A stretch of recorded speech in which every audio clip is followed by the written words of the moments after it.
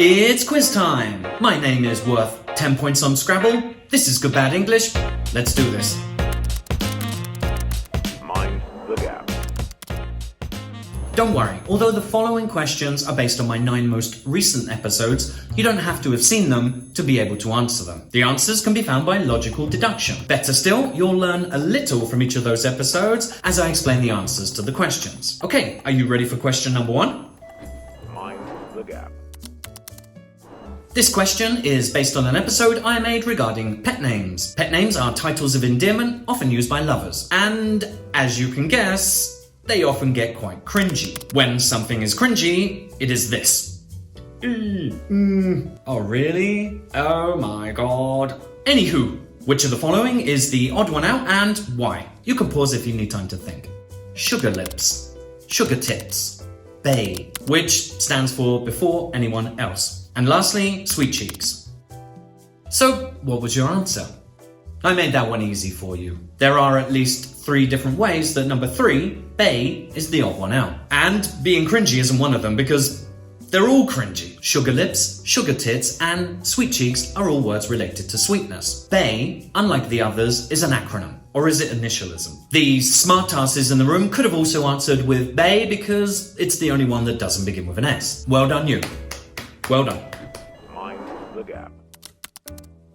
This question is based on the first episode of my toilet trilogy. In that episode, I explain the origins of the many weird names that we give for the place that we go to pee and or poo. So, which is the odd one out and why? Pause if you need time to think. I'm going to take a leak. I'm going to drain the dragon. I'm going to go for a piss. And lastly, I'm going to back the big brown motorhome out of the garage. What's your answer? That was bloody obvious, right? Take a leak, drain the dragon, and to go for a piss are all terms that you could use to say that you're going to urinate. Number 4, backing the big brown motorhome out of the garage, is a ridiculously long way of saying that you're going to defecate. Defecate. Now, that's a ridiculously sciencey way of saying you're going for a shit. Mind the gap. Here's a question related to the first ever episode of Good Bad English. In that episode, I teach you the many different ways that you can confess to having farted. Yes, people flatulate, which is a sciencey way of saying it, around 14 times a day. So why wouldn't there be many creative ways to confess it? Anywho, which is the odd one out and why? Pause if you need to. Under thunder. Butt sneeze. I can never keep a straight face for that one. Botty burp. I've lost my voice now. Come on. Woo. Botty burp. And lastly, cut the cheese. So what's your answer? I admit, this one was a little tough. I'll forgive you if you struggled. The answer is number 4, cut the cheese. And there can be at least 2 reasons for it. Firstly, under thunder, butt sneeze, and botty burp all reference fart sounds. Cut the cheese, however, indirectly refers to a fart's smell. When somebody literally cuts the rind of a cheese wheel, a smell will be released. Hence the term. Mind the gap. Here's a question regarding penises. It's not hard. So that was lame. This question relates to an episode that got me shadow banned on TikTok. A badge of honor, some might say. Which reminds me, the content that I put together is made better with your input. Follow Good Bad English on Twitter and or Instagram to respond to questions that I have about subjects for upcoming episodes. Anyone's, which is the odd one out and why? Pause if you need more time. Trouser snake. Pork sword. Willy. And lastly, pink cigar. So what's your answer?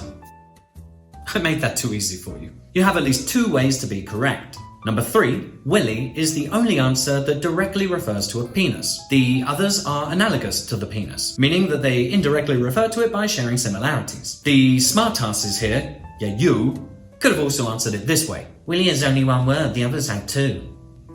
Well done you. Mind the gap. There are well over 3,000 ways to say you're getting drunk, and seemingly that number increases daily. This is kinda because you can take a noun, add ed to the end, and voila, you have a new term for being drunk. Pretty straightforward. Well, not really. Check out the episode that I made about the many bad ways that you can say you're getting drunk to learn how you can make new and stupid terms. Oh, and don't worry, you don't need to have seen that episode to be able to answer the following question. Simply use logic to determine which of the following is the odd one out. Pause if you need time to think. So, if you're drunk, you could say that you're shit-faced, foobar, trolleyed, or, alternatively, wankered. So, what was your answer? I can't hear you at the back. The answer is 2, foobar, of course. But why exactly? Well, shit-faced, trolleyed, and wankered are all adjectives that have been specifically created to mean being drunk. Foobar is the odd one out because it's an acronym made up of the words fucked up beyond all recognition. My question now is, could you add ed to the end of that and say you're foobarred? Let me know in the comments. Dear audience, thank you for joining me for this summary quiz. So how'd you get on? Tell us in the comments. To learn more about each of the topics related to the question, simply find the related episodes. I'll probably link them in the description.